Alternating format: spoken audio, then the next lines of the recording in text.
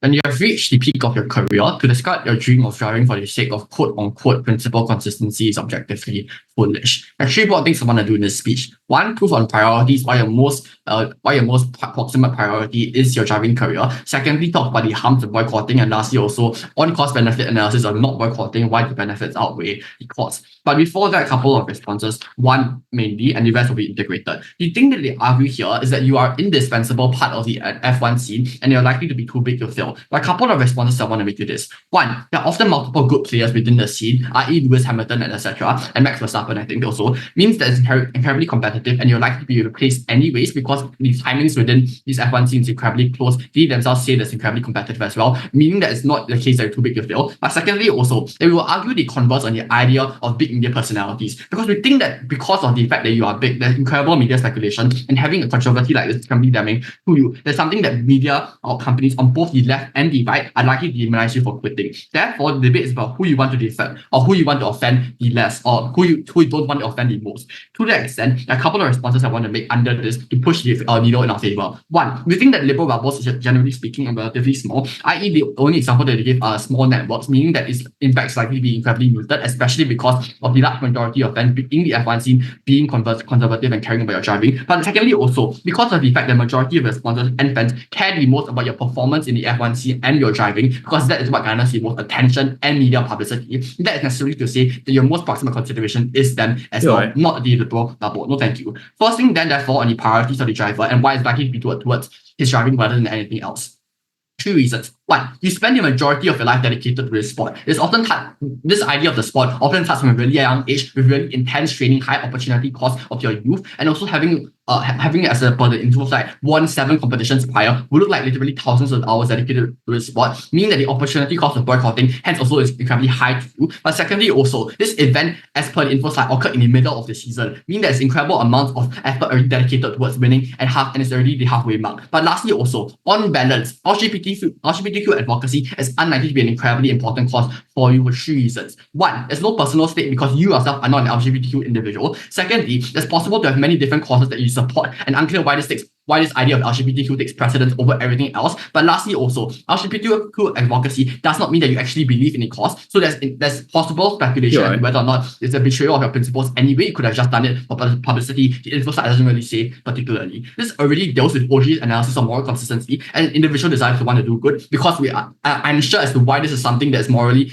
important to you anyways, but it's the incentives of Maslow's hierarchy is just asserted. We think that the incentives of the person to do well in the scene is far more proximate and far more important to you, therefore. Second thing then, on the idea of the harms of boycotting, and I think the flip to that is that boycotting gives you benefits. So I think the first thing I want to note here is that in terms of the backlash of citizens of these nations, you're likely to be, since the idea of like criminalizing homosexuality is still the law, it's likely that these nations are conservative and citizens stand by these kinds of laws, meaning then that boycotting the Grand Prix might be seen as an attack on the nation. It sparks outrage, and which is especially accentuated by particularly conservative and powerful domestic media like Fox News, etc., or in those countries as well. Necessarily then meaning that the nations that criminalize homosexuality might condemn you and cause you to be disqualified or give you less opportunities in the future, meaning that there are absolute harms that are likely to be met out to you because of the reasons I gave to you earlier as well. Now, that really then means that there's inherent harm to your income, because one, sponsors lead to the fear of controversy, but secondly also companies do not want to support you at the point at which you have been disqualified and demonized, meaning there's less media publicity and less media opportunity for profit for them anyways. Why is the impact on boycotting then unlikely to be large? Before I move on to this argument, from closing.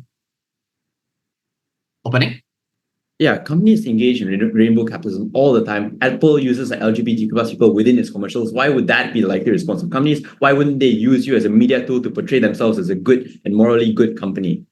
Right, so just broadly asserting that you engage in rainbow capitalism does not necessarily answer the context of this motion, because you are first and foremost a driver that makes profits because you do well in performances. That's what companies care about, not rainbow capitalism. So why is the impact of boycotting unlikely to be large in this particular scenario? There are 5 structural reasons. One, this person belongs in a rival team, meaning there's no personal connection to the team, which means A, the expectation to protect them isn't super large anyways, but also secondly, that does not have a connection to the driver in particular and is unlikely to be affected even if you do not boycott. Secondly, also, many different drivers in his team means that the responsibility is diluted across many different drivers, which necessarily means A, you're probably not the driver who advocates, only driver who advocates this, meaning that you'll also get like free PR to some extent. But also secondly, that the public eye is focused on how the rival team will react, since the driver is still young and is not completely indispensable. So I think A, there's likely to be the case that they support the driver publicly and will risk harming the company's ability to participate in future WTCs. But also secondly, or leave the driver to career-ending consequences anyways.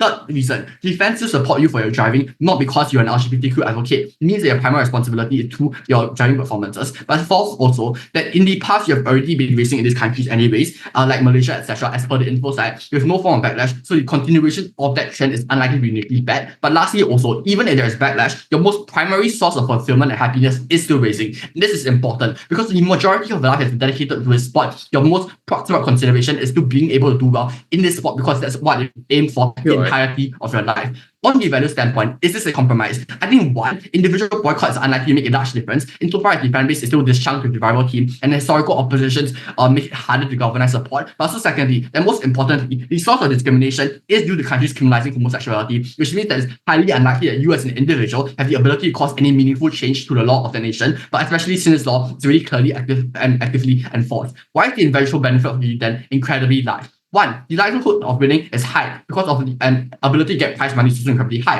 Because the training of these drivers actually compounds over time. One, your neck training to withstand high heat forces, your reflex training to react fast, etc., necessarily means that your probability of winning, especially because the precedence is already incredibly high, you've won 7 times, which directly responds to O's analysis on win-loss probability. The second reason, therefore, is because you've won 7 prior, you're also likely to have amassed a large amount of fan base, which means popularity translates into things like sponsorships to win again. But lastly, also, that even if you make a world record, you're forever enshrined into driving history. This is incredibly important for 2 broad reasons. One, your career is incredibly short-lived, meaning that you likely sacrifice much of your education for this, and you probably want to continue living a life well after this career. But secondly, also, you probably care also a lot about your reputation, meaning then A, the opportunity cost of being seen as a failure is likely incredibly large, but the fan base and public eye that supports you for your driving, meaning then angering them also means destroying your legacy you made for yourself and your country and also becoming a traitor to the scene. All of these reasons oppose. Am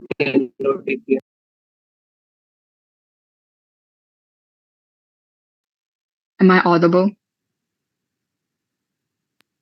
Yes, sir. All right.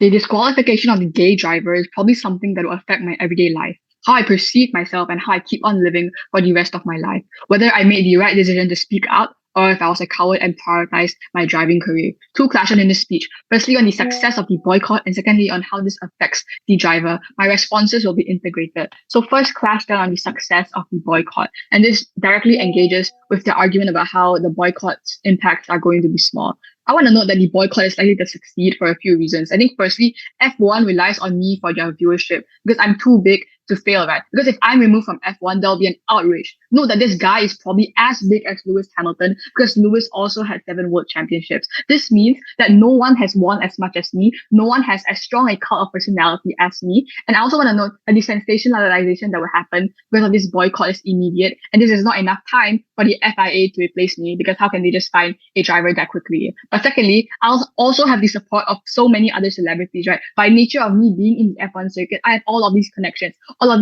with people that also have lots of power on the media stage to also push out their influence and also make the cause larger. But thirdly, if I have already won so many world championships, I'm likely to set an example. This means that other drivers are likely to follow on because imagine if Lewis Hamilton or Max Verstappen spoke out about this. And because they have such dominance in the circuit, other drivers are going to think, oh, he did it, so it's okay for me to boycott as well. Oh, if they're willing to risk everything, it should be fine for me to do it as well. But lastly, you probably have a quite large number of fans from all over the world who already self-selected into being your fan. If they hated LGBTQ rights, they wouldn't even be my fan in the first place. And I want to flag that not all Qatari audience is only Qatari people, right? Because there are a lot of international fans as well. So these are fans that are willing to go to bat for you. These are people willing to not attend the Grand Prix. These parasocial relationships means fans will praise you far more and they'll love it more than your driving capabilities. They'll think that you're so great, and although you've won so much, you're willing to sacrifice this for a greater good. So the upshot is we're better able to attack the Grand Prix on two fronts. Firstly, we have the drivers boycott,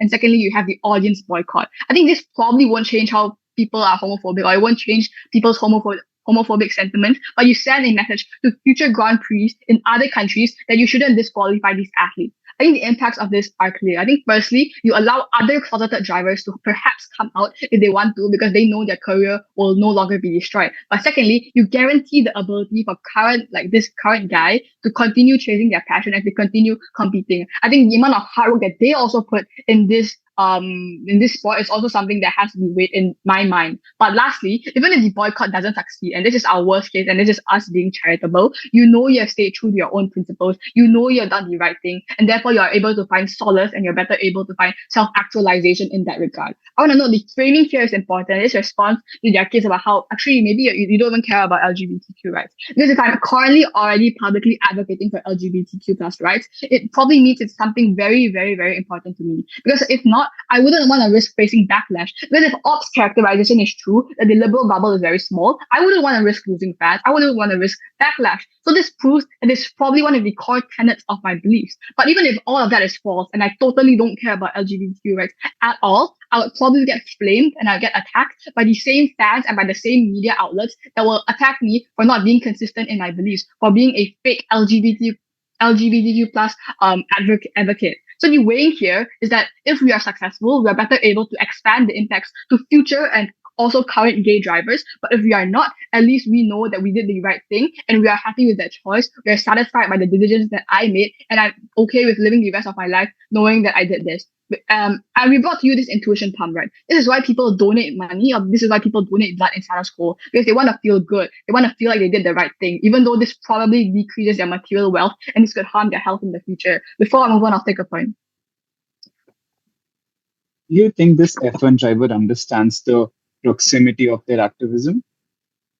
I think this F1 drivers know how much impact they can do because literally they are the biggest F1 and they won the most world championships in the past. They know that they have these celebrity connections. They know that their fans will support them no matter what. Because this is the nature of parasocial relationships. You know your fans will continually love you and praise you due to your cult of personality. No matter even if you did any wrong thing, they'll still love you anyway. And this is why you know you have the leverage and you have the unique capacity to start this boycott, and then you get other people to follow along, and you get the leverage of other drivers to come follow you along. Second clash then on how this affects the driver. The question under this clash is which matters more, your societal perception or you winning the championship. We posited from first that you have already won 7 championships. You have already proven your worth and you have already dominated the circuit. You are already known as one of the best drivers in the world, and you'll probably be in the F1 Hall of Fame for the rest of your life because no one else has won this amount of championships, right? This means that all of your training and all of your hard work has already translated to these championships. You're probably already very rich because of all your past sponsorships, all your past brand deals, meaning you already live a good life. So the potential increase by just winning another championship probably doesn't affect you that much. There's already a decreasing marginal utility when you aim for that next championship. But there's another competing incentive, and that will be to increase the societal perception of you that you currently don't have that much, right? So this materializes in the way that you likely care more about your reputation, you care more about how you're perceived when you're retired. And therefore, this is the motivating force for you to also start advocating and for you to boycott. And this is why it's also within your interest to boycott and push out your beliefs. But even if you don't buy that at all, we told you it's not actually guaranteed that you will win, even if you race, even if you enter the Grand Prix and you enter the Qatar Grand Prix. Firstly, because sport is arbitrary, right? Maybe you didn't feel 100% your best on that day, or maybe you didn't sleep so well that night and you were too tired. But secondly, you are probably not in the best mental state because you will always have this nagging doubt at the back of your head. Every turn you make when you're driving, then you should have done something, you should have spoke up, you have this nagging guilt that is already materializing. But thirdly, even if you buy ops characterization, and this is the most important goal for this driver, you're probably scared that you would lose and that you embarrass yourself because this sends the message that you're not actually good, you're just a washed driver and you don't actually matter that much within the circuit. But the weighing here was important. It is 100% certain that you will feel guilt that you didn't speak up, that although you were in a privileged position, that although you were the only person who had the capacity and incentive to speak up, You chose to be a coward. You chose to remain silent. I think this guilt is going to haunt you for the rest of your years, even after retiring. Because how could you do what's totally against your innate beliefs and your inherent beliefs, right? I think this guilt is going to be very debilitating. It's something that you're going to think about for the rest of your life, because it's literally diametrically opposed to what you've been preaching for the last 10 to 15 years. It's something that you probably believe a lot in, and for all those reasons, OG.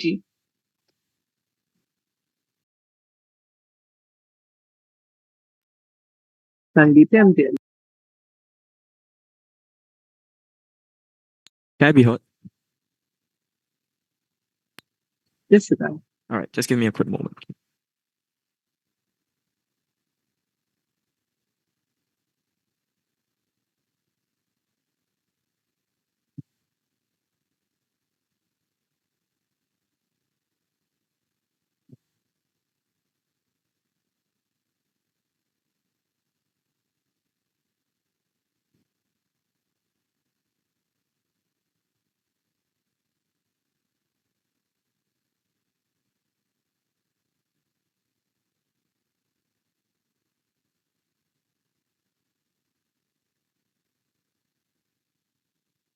All right.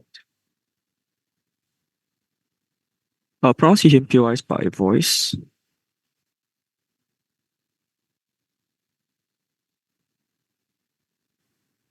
Hi,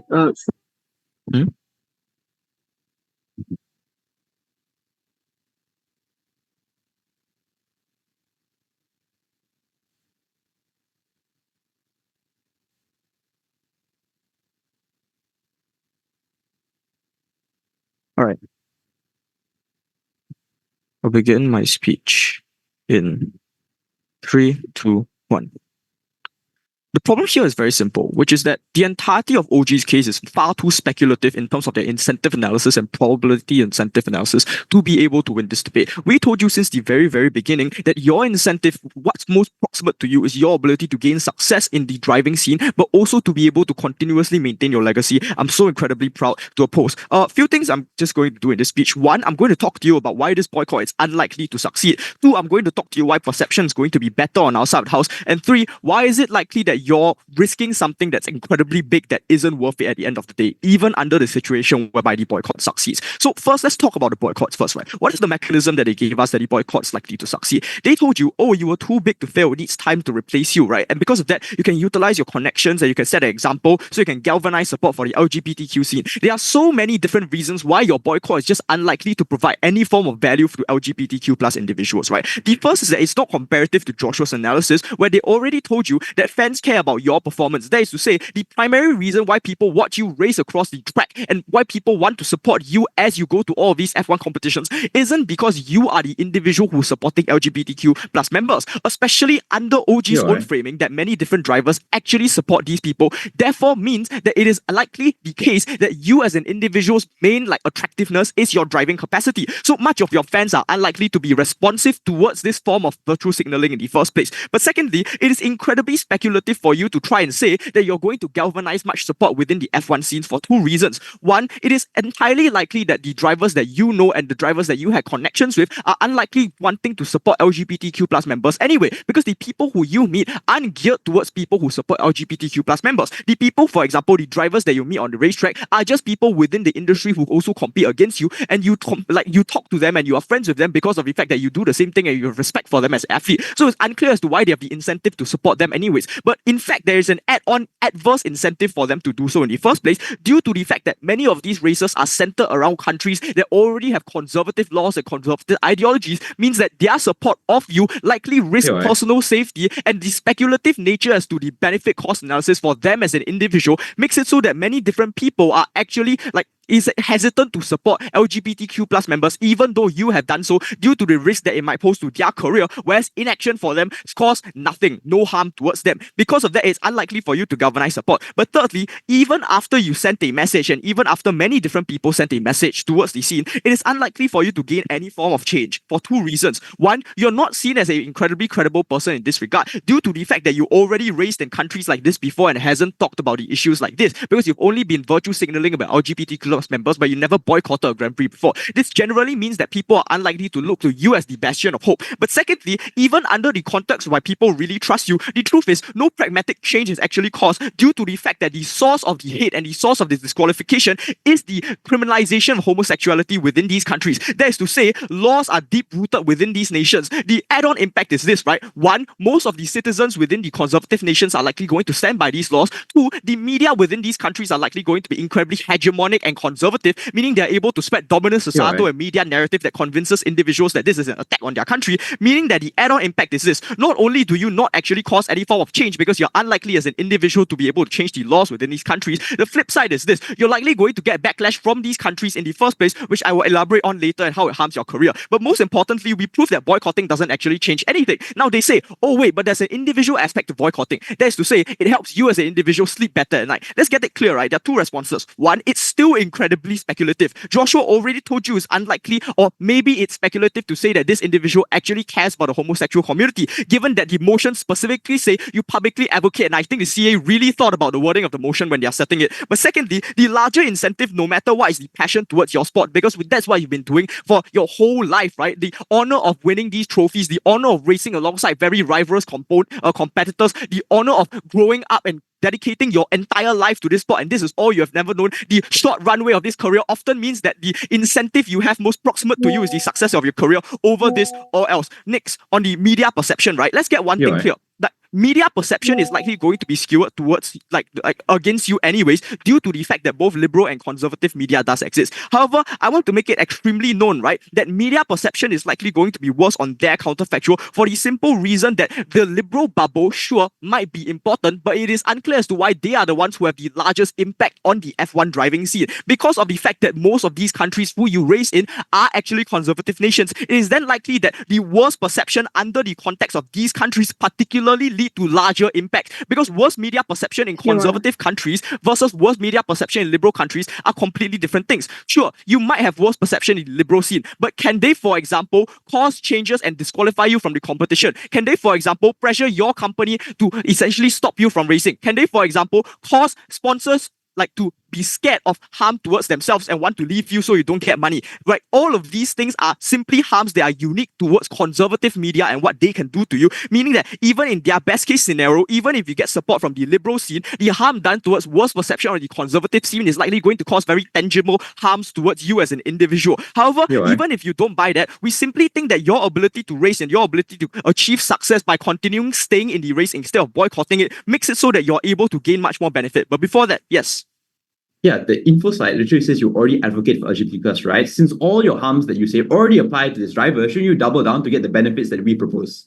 Like, yeah, you can advocate for the LGBTQ plus scene, but that doesn't mean you have boycotted every single Grand Prix in the past that you have attended within conservative countries, right? There's a difference between saying that you support LGBTQ plus members on Twitter versus publicly outing an entire country and their entire industry and not participating in their competition. Those are two separate things that causes very different, like varying levels of harm towards you depending on what you choose to do. But next, on the idea of like perception, no, not perception, on the idea of why is it likely that you as an individual are going to be harmed, right? You not participating in this competition directly impacts you because it causes you to have less of a chance to continue a legacy. And I know they say you already won 7 Grand Prix, right? But I want to make it very clear. You as an athlete want to leave your legacy, and sure, you already have a legacy, but I don't think what matters to you is who believe that you support the LGBTQ plus scene or not. As an athlete, what you want to be known as the best driver in history, what you want to be known as is essentially a person who have won 8 Grand Prix instead. So that particular incentive is most important to you, and you're likely going to essentially be able to manifest that, whereas on OG you will lose that ability. But more importantly than that, other than the fact that you're extremely likely to win this competition already, it is also the fact that, simply put, there is no harm in not boycotting because your fans are already supported towards you, because the responsibility is diluted across many different drivers and you've already raced in this country.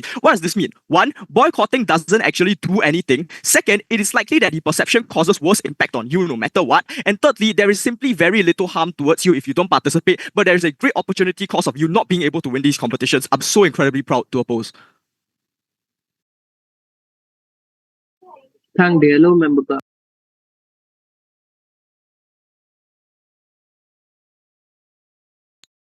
Am I audible?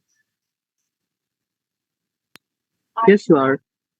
All right, great.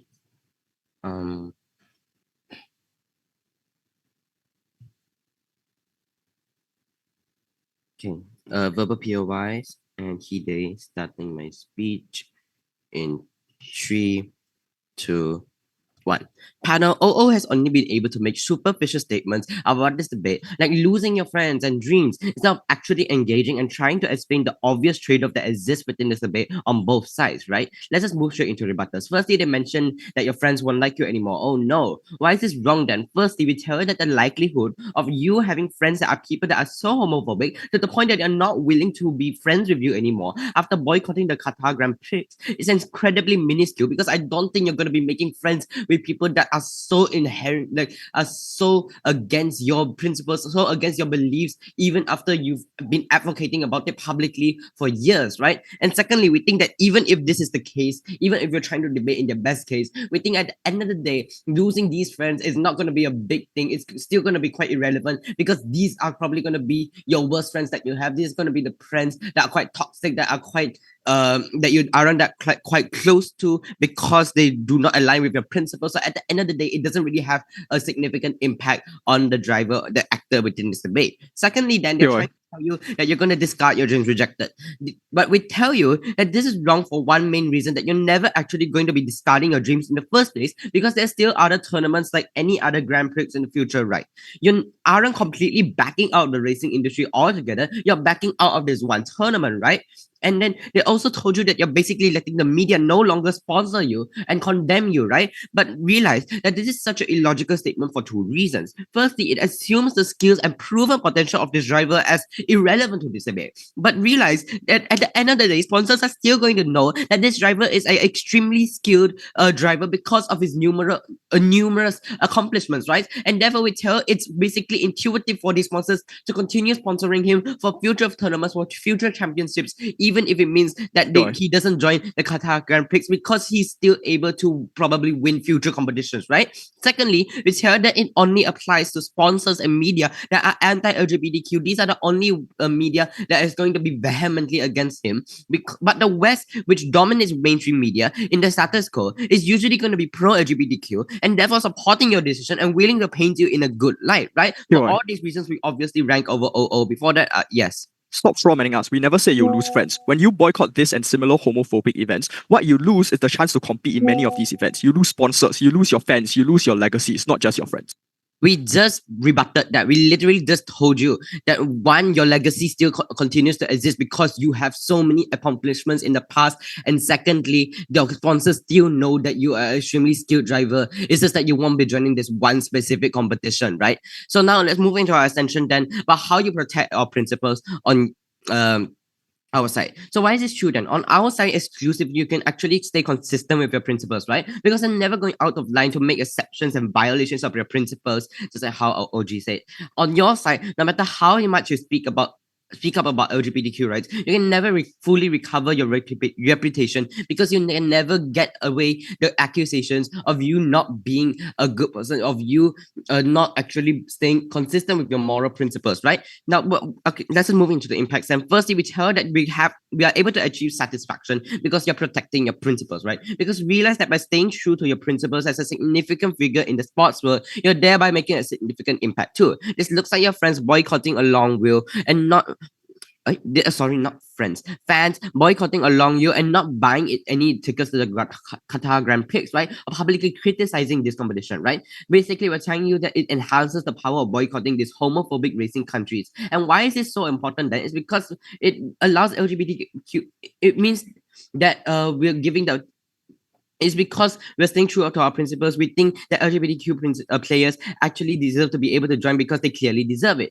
And we tell that at the end of the day, these countries will have the incentive to want to be less conservative when it comes to their economic interests, and to prevent further backlash and boycotts from the audience that could potentially stun the amount of profits they can get from the offsets of funds they had to spend on the Qatar Grand Prix. And the reason why this caters to the interest of us as an actor is because we are credited for being able to spearhead this. We are credited for being able to make this impact at the end of the day, which leads me to my second impact about how we can get a better reputation. While OG touched more on the harms of being principally inconsistent, we want to illustrate the benefits of being principally consistent. Then we tell that the Western media is likely to paint you in a good light and give you the spotlight for spearheading advocacy for LGBTQs, right? right? Because realize that when you make a sacrifice at this, we tell that whether you think it's good or not, this driver is going to be praised and seen as sacrificing his dreams for the LGBTQ community, basically, for a lack of other words, ego boosting, right? Because as a result, on our side, exclusively, we are able to not only just gain more sponsors for this driver to do the increased image, but we tell that it literally just creates more respect for you, right? The reason why this is so significant then is because the respect thereby makes you feel much more confident, much more content with your decisions at the end of the day. In the rest of your life, you feel proud of yourself. Basically, we're catering to the one main interest of this actor, that is to feel happy in this life. That is what every single human at the end of the day still wants to be, still wants, right? Now, let's move into our weighing then. What OO has been trying to do, Yeah, you just rejected, it's just discarding your dreams, right? But it was clear from the start of this debate that you're not actually doing this. We rebutted this earlier, so let's just engage with this then. Even if we assume that the best case is true, that this exact championship is the championship that you've been dreaming of your entire life, even Point. if this is true, we rejected. We tell you that this trade-off, we tell you that we take this trade-off gladly because it means we only prove to ourselves that we are a good and moral person. The reason why this is so much more significant is because you can see the impact you make as a significant figure by pushing forward a boycott to support the LGBTQ movement. You can see the support for your decision and how it aligns with your principles at the end of the day. And even if you get to be known as the best driver or whatever on their side, we tell you that you can never outweigh the direct guilty conscience that haunts you for the rest of your life, that ruins the quality of life, because every day you have to think about the fact that you are literally betraying your fans and you're literally betraying your principles, right? So for those reasons, we obviously rank over OO, right? Now, how do we differ from OG then? We think that the main spirit of this debate falls on boycotts, right? The impact you can make us as a significant figure is undeniably going to satisfy you, or at least make you feel happy or no longer remorseful, right? And therefore, we tell you that while what we think OG said was true, it wasn't the most relevant in this debate, because the impact of spearheading advocacy for the LGBTQ movement ends up without any words, basically ego boosting you to increase your happiness. We think that since this is an actor motion, as long as you're happy, we fulfill the main burden of this motion. And with that, I've never been prouder to propose. Thank you very much. Thank you, Member Ka. Raghav, check WhatsApp.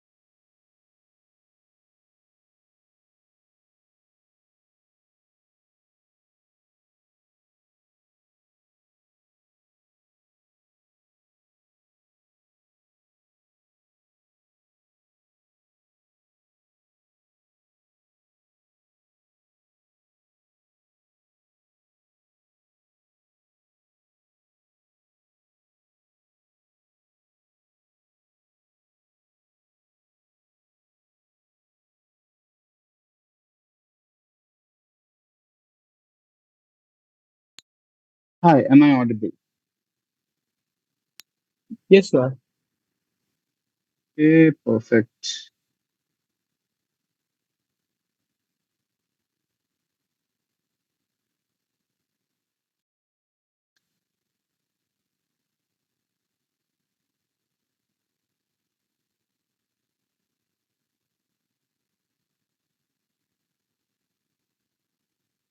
Hi, audible, visible. Can you just confirm again? Having issues with Yes, my sir. cool. Hi, everyone. My name is Raghav. My pronouns are he, they. I'll take a POI from OG for sure after like the fifth minute. No need to be verbal. I'll take it myself.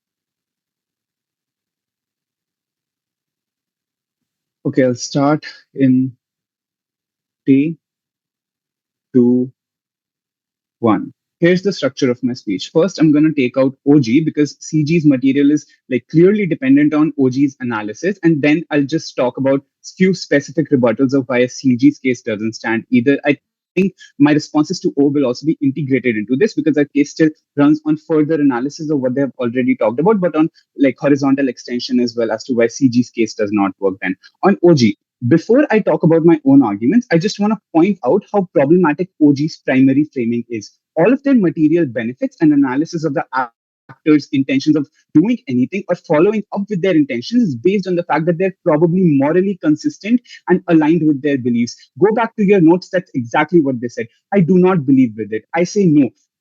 Simple reason for this. I think people just have cognitive dissonance, exactly like OG talks about.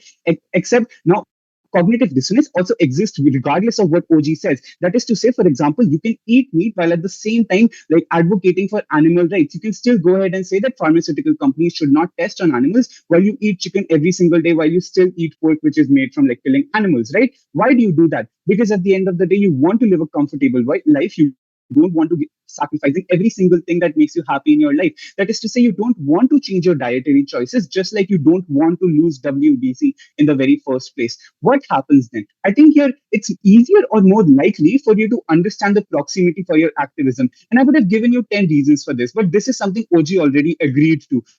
Right, so I think that I don't really need to focus on it that much. I think as long as you have like more easier, as long as it's easier and more likely for you to understand this proximity of your activism, you make changes. But why do I think you still have this like you understand this proximity? Two reasons for it. First of all, you see the change that you're bringing about with your actions immediately because there's a social media presence, because there are your fans, there are the PR agencies who tell you what impact you have had. But second of all, you've been in the industry for a long time. That is to say that you've also seen that what these sports fiascos look like, right? You have seen that whenever sports stars have taken stances, what they have led to. At the end of the day, you truly understand the cost of what you're doing. That is to say, you're more likely to make a logical, you're more likely to take a logical step, which is going to be in the longer term, as we are going to prove it to you instead of the shorter term. The impact of that is simple. You see the long-term changes and you play the more impactful game. You take advantages of the chances that you're going to get, right? I think two more logical fallacies tend to point out within OG's case. First of all, they tell us that you get to have connections with liberal groups. Two responses to that. First of all, I think public celebrities don't just function that way. That is to say that they still live in conformity to the ideologies of the society because they want to be palatable to the public. Few might call you out, but that does not mean you're just going to lose all of your friendships and connections you have made throughout the years, right? It takes a lot more to change the entire career because those public celebrities will still want to have you on their night shows, but still want to talk to you in your podcast or call you out on or talk to you on X and interact with you there because that is literally what they care about, the fame and maintaining all of those connections. They don't want to break them either because if that was the case, they wouldn't be public celebrities. They wouldn't be talking to 10,000 different like superstars and politicians around the world because for these public celebrities, cognitive dissonance exists as well. Just exactly what OG talks about, right? It takes more to change your career. Second of all, I think you just need more political connections and not just public celebrities, right? But even if you do have political connections to bring about change, at that point you can just end up becoming a political tool for all of these politicians and political parties, which again, at the end of the day, have a political agenda. That is to say that you cannot bring about the true change that you want to. You bring about the change that they want you to have on their voter base. At the end of the day, you just become a tool. The impact of that is simple. You don't have bargaining power like OG claims. This is completely different analysis from what OO gives you, right? But here's the thing. Here's the second thing. Right? They say that like, listen, losing is fine and the comparative. I don't think so, right? I think it's a once in a lifetime chance. Literally look at Michael Schumacher. The guy has 7 WDC wins. You have 7 WDC wins. If you win this WDC championship, you're going to be the you're going to be the person with the most wins. That is 8, right? That is to say that this is the only chance you have. You cannot do this later. Two reasons for it. First of all, because you're probably getting banned from WDC after this, so you don't get an opportunity to race. But second of all, you feel shit about participating. That is to say, your confidence level goes down and it's harder for you to participate and perform and do well, right? But even if you race and you don't win, like OG says, because, oh, you're not going to sleep well, which I don't understand how because you're like a sports celebrity, you're going to be taking care of this. I think the impact of that is simple. At least you tried. Because on the comparative, the only thing that exists is the regret of you not racing, right? You hate the fact that you took a stance, right? At the future probability of and then there's the future probability of you actually withdrawing support because you hated the fact that you took a stance, and now your entire career went to shit and you could not beat Michael Schumacher because you could have been the only person in this world with 8 wins, right? OG says that you think about not just support, you think about your entire life that you didn't support them, right? I think you end up still having multiple opportunities given the fact that you have a public platform to still raise voice on things like Twitter and other social media platforms where you can't race on Twitter to get another trophy, right? This is not your last chance. Don't let them fool you. I'll take it later. I think there are 3 reasons for why you should not take this stance, and that's our entire positive material. First is that you're a human at the end of the day. Second of all, you have contracts signed, literally how sports events work. But third of all, you just have more respect in our scenario. Before that, I'll take up your OG. Yeah, tabloid media always has the incentive to out you for being morally inconsistent because they gain viewership based on the fact that they report you for not being consistent. Wouldn't you think there'll be a lot of media outlets who are calling for a boycott on this Grand Prix, given that it's actively infringing on the rights of a member of the LGBTQ plus community? All right. So you're telling me that public celebrities on their talk shows, every late night shows, have always called out every single football team, soccer team, every F1 team because they have not taken a public stance against the countries in which they have raced, which has recently been countries like Saudi Arabia and Qatar, where there are multiple human rights issues and not just issues with LGBTQ rights. Because that has never happened. I don't see how that is going to happen all of a sudden now. I think as an individual on our positive side, you are still narrow-minded because you have personal profit gains in your head. Why do I say so? Because you have proximity bias. That is to say your personal loss is felt to you more than the societal loss that is going to be around you, right? Everyone engages on surface level politics to be palatable, because that's what PR agencies of these sports stars do. They tell you what to say. The assumption to claim that there is authority on present views of what F1E, I don't think OG or CG can assume that there is authority on seeing what the F1 racers views are, even if they publicly advocate for it. We think that they can just be PR stunts, right? Second of all, I think you just have contract signed. That is to say you can't take political stances, but even if you do, your future contracts will be cancelled. The impact of that is simple. Again, you're called a political actor. Liberal parties will poach you, right? And you become a tool for them. Third of all, I think respect, and we're exactly on clash with CG on this. I think we agree that the impact is confidence, right? But we think you can gain it better on our side. 3 reasons. First of all, you have 8 WDC when you beat Michael Schumacher. Second of all, you get to have a team to play with. But third of all, you can have future impact, right? Lastly, I think the comparative that CG frames is entirely wrong because it's not about eternal guilt. I think it's just about taking a lesser burden on yourself, which as a human being, you have a complete right to. For those reasons, CG or CO.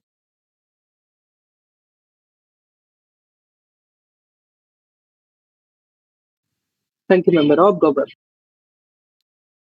Hello, am I audible? Yes, go on. Thank you so much. Hold on. Let me put my timer. All right. I'll be starting in 3, 2, 1. Panel, opposition side has to realize that only missing one championship is not going to make you emo to a point where you become depressed and suicidal, right? Because everything they mentioned are short term. The only notable impact is the assumption of job loss, but it doesn't matter because you can still get sponsorships from the people on the ground and also from future competitions, right? This already took down OO and CO, and I'm very proud to propose. So a few things I will do in my speech. I'll be giving a few rebuttals as well as a really important clash here. So first is the rebuttals, right? Coming from CO, they told you about how there is a long-term harm of destroying your legacy. But first of all, this is completely wrong because even if you're not considered the best driver in the world altogether, we feel that at the end of the day, you are still paralleled as an incredibly skilled driver even after your life, right? And they keep insisting that your legacy will be destroyed. You lose only your opportunity, which we've already rebutted in MG, by the way. But they never engage with our rebuttals against this. We think that they haven't been able to properly debate this debate, right? So CO is already out. Second of all, even if you end up painting your legacy for the rest of your life, even if you lose this opportunity, we tell that the benefit of not having your reputation torn down by Western tabloids and not having the guilty conscience of your for the rest of your life completely outweighs this, right? So the benefit of knowing you're spread-headed support for the LGBTQ movement already fulfills you as a human being, already fulfills your principle, your obligation as a public figure, and this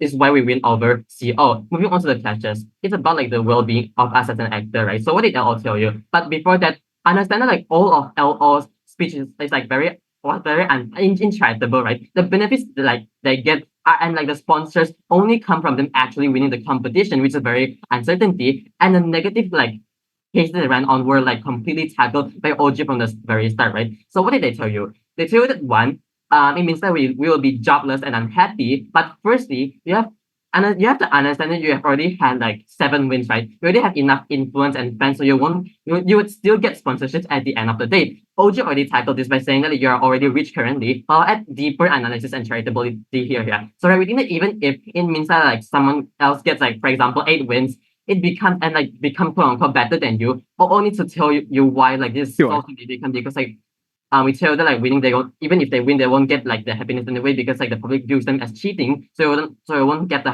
harm, because yeah, you still have more happiness from like the people that love you from like being yourself, right? And also we tell that the like, benefit we get completely outweigh not joining it, right? Because like we still have future alternatives, we still have future like competitions. So like even if like the boycott didn't work, which is very unlikely, the WDC can just like be held in other countries in the future, so that you can still join. And thirdly, then it told you about they didn't tell you about how like the primary source of happiness is from actually like racing, right? But you have to understand that one, you can still play from other competition. Please engage on this. Two, you also get happiness when you see how many supporters actually support you when you stay true to your advocacy. You also feel happy when you know that like you get to advocate for other people's rights. You get to help the trainee themselves. We think that you only get happiness when you are cherished and loved, and not seen as like a betrayal to your own community that like you have already publicly advocated for in the past, right? So like therefore, our side is the only side that benefits the main actor here. Secondly, they tell you about how like hold on.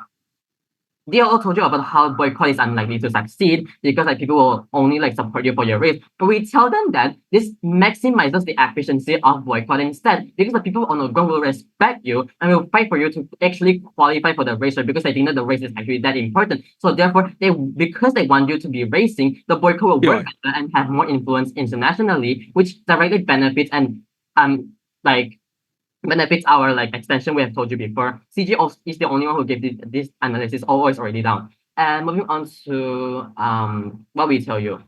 We told you about how one, it fulfills our role as a public figure. So like therefore we get better mental health, because we know that at the end of the day we are a better human being. We advocated for what we wanted to, and we also helped the other people who needed to, who were unfairly treated. Secondly, we told you about like the power of boycott, right? And how it destroys the like the societal stereotypes and like the stigma, and then we also help even more like disadvantaged people. And thirdly, we also get less backlash, so therefore we have better mental health. And we think that this also means that we can benefit the actors significantly, because they have even more support from the people on the ground. They still have people that actually like want to support them, because they literally stay true themselves, right? So like therefore you get a long-term source of income from the people on the ground. Moving on to the weighing. So why we think that we win the surface level then is that we think that we very clearly tell you about how it is extremely important for us to boycott this for our own, and also like just the people around us, right? Because one, we protect the most vulnerable players who are unfairly disqualified for it and voice out for our own community. And secondly, we also tell you about how we benefit the main actor the most in this debate, and justified like the benefits will all just ran on a very negative, both OO and C all just ran on a negative case and nothing else, right? So even if you don't join the competition, right, you have to know that you still get better mental health, you still feel good about yourself for just being able to like truly advocate for the LGBTQ movement that you have already done for years. So like therefore you have better mental health, we benefit the main actor here. So just because you are mainly known for your racing career doesn't mean that boycotting a part of it means that like all your interests and not being like catered to, right? Because we've already told you so many times that like there are competitions to give you this opportunity and cater to your interests, whereas like once you make the mistake of like violating your principles, the guilt that like you get stays with you for your entire life, so therefore you still get worse but like mental health under their side of the house. Their side of the house opposition still doesn't like benefit the main actor here.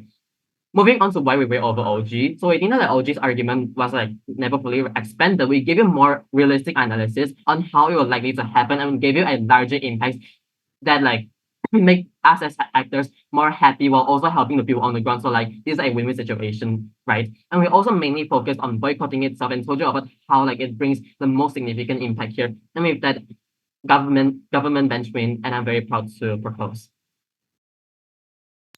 Hang the web open.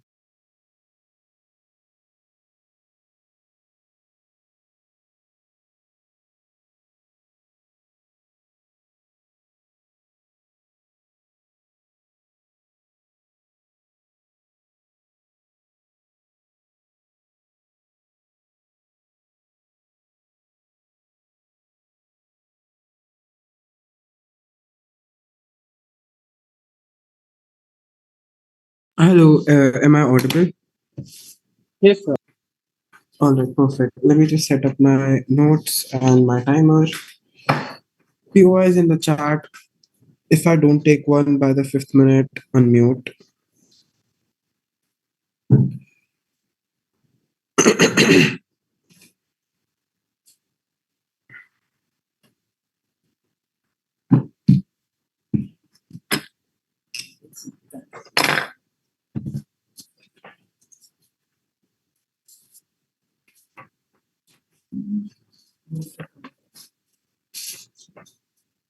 All right.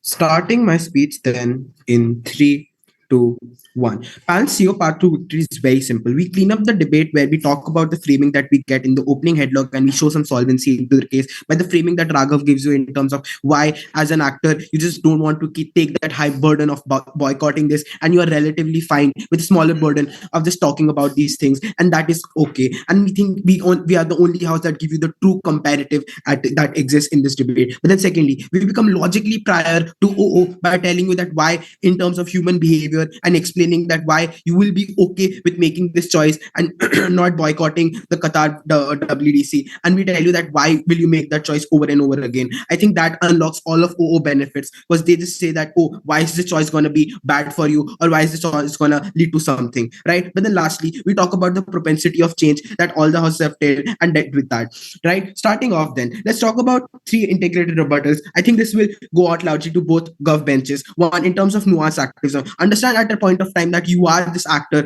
and you are someone who is heavily involved in this career. Your basic job is to be a driver, your basic job is to F1 racer. I think that is something that all houses agree on. But then ideally, they all want this person to be an activist without any sustainable arguments as to why the sustenance is going to pan out after your boycott. What is the career shift transition is going to be like? Even if you say, let's say you boycott, what is going to be? I think both gov benches lack analysis as to how it's going to further out. I think even if it is an actor motion, you need to go out and point out that how sustainably is an actor going to perceive this choice, and if they perceive this choice, what are they going to likely benefit from it in terms of the long run. I don't think that we get the solvency of both from both the off benches. I think OO is right in pointing out that, this inherently is gonna not that let you to be feel that much guilty, and your legacy stays, etc, etc. And OG is fine in pointing out that you probably shouldn't care about your OG because you get self-actualized. At the point of this competing analysis, CO solves it by telling you that at a point of time, no activism is nuance. At a point of time, you're working in a multi-billion-dollar industry, you go out and have certain people tell you what to do. I think the reason why this person talked about politics and LGBTQIA people is literally just because you believe in certain things, you have a general idea of what is wrong and right, and that is okay. I think you have that burden. I think we do this on everyday life. I actually go out and criticize capitalism, but I'm debating through an iPhone. At that point of time, we make moral trade-offs that personally benefit us, get some sort of tactical advantage in life, and I think that is okay because that helps us feel better about ourselves. And I think this is what happens, and this is the unique analysis that CO gives you, right? But then secondly, at that point of time, we tell you that the metric to judge this debate is where are your models more sustainably protected. And I think that is at how CO, because we tell you that you take a lower burden from this and you go out and still be happy. I think this beats out 2 things. One, the idea of self-actualization that you get in gov, but then secondly, either of guilt that you get at gov. I think you do not feel guilty, and I think you have more self-actualization because you think that you have a sense of the idea that, listen, I did my job, I talked about it, and that's enough for me because I'm not an activist, I am a racer, I need to win races. But then let's talk about why is this bad on the gov side gov, because let's say you do boycott boycott, I think it's not going to lead to anything. But then secondly, it's a race down to the bottom, because let's say on their worst case, you don't get any solidarity, because everyone sees you probably like competition. Let's say even if 5 drivers out of the 4 do not inherently go out and like support you, and one goes out and wins the next race, you have the regret metric that you're gonna like probably not feel that this boycott was sustainable, and you also lost out on the WTC. I think both governments had to deal with this trade-off, that what is going to happen. Let's say you boycott this and you lose, and there is no tangible change that you can accrue and feel happy about. I think both governments talk about how you're going to feel happy about things if you go out and boycott this. But what does happiness come out of? This happiness needs to have a goal that is going to come after this happiness. I think at the lack of that point and that tipping point in this debate, I think both governments are already out. But then secondly, why is this analysis unique from OO? I think OO impacts are very off-flash in terms of what is going to be legacy and why is legacy not as important, and they got in the spiral of why media, etc., etc. I think those are not the important clashes in this debate. But then secondly, we couple those clashes and tell you that why are these clashes actually in this debate in terms of what you want to be as a person and what are your incentives and what you want to do, right? But then let's talk about this media, because I don't want to engage with it without missing out on it. I think this idea about media beats out the gov idea that the media is going to have some sort of like good representation of you and some respect, and the left liberal media is going to give you a pat on the back. I think debates happen on the competitive. I as a racer will go out and win the next race. I think insofar as that we do debates again and again, we draw something out of it. It's all the more when it's a multi-billion-dollar industry. At that point of time, the luxury and the lifestyle these racers have is completely different. To boycott like on that and probably lose out on all of that is a very big trade-off that gov benches had to defend. I think you have to defend the idea that you're going to pass out on like a very extremely luxury lifestyle that you get. You probably make money in billions, and all of that is going to go away, and you will do it because pat on the back by left liberal media. I think that is a very like straight up trade-off that no driver is going to be willing to take. But then secondly, I think backlash is symmetrical insofar as that right-wing media is going to backlash you for not like, and supporters of the going to give you backlash for bringing politics into the debate. I think the problem with both governments is that they lack competing analysis, and they have a very false comparative, and they don't engage with the other side of things, and they have a very like one-sided case and one-dimensional view of things. But then secondly, why is this important and why is this not going to be sustainable? I think it's a multi-billion-dollar industry. Raghav has already told you that there are contracts in place, and this entirely beats out governments' claim that you have future races endorsement. But then secondly, brand endorsement. POI, go ahead.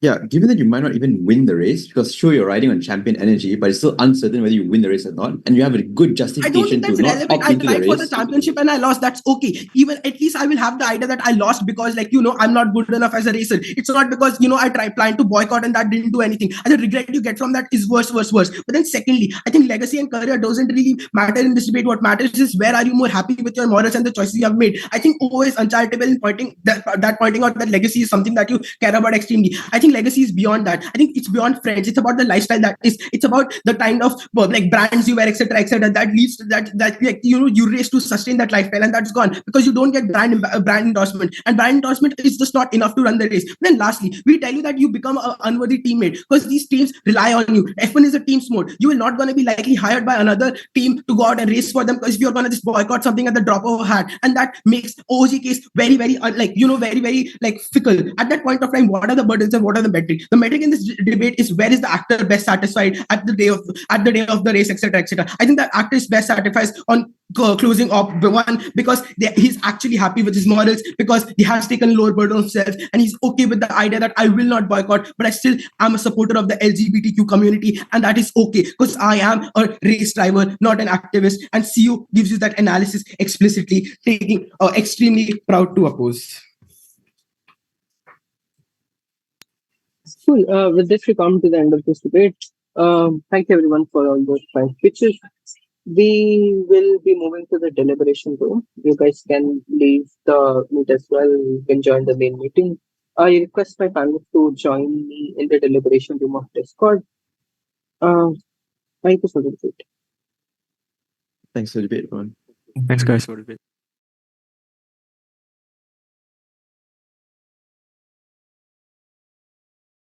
Thanks for the debate.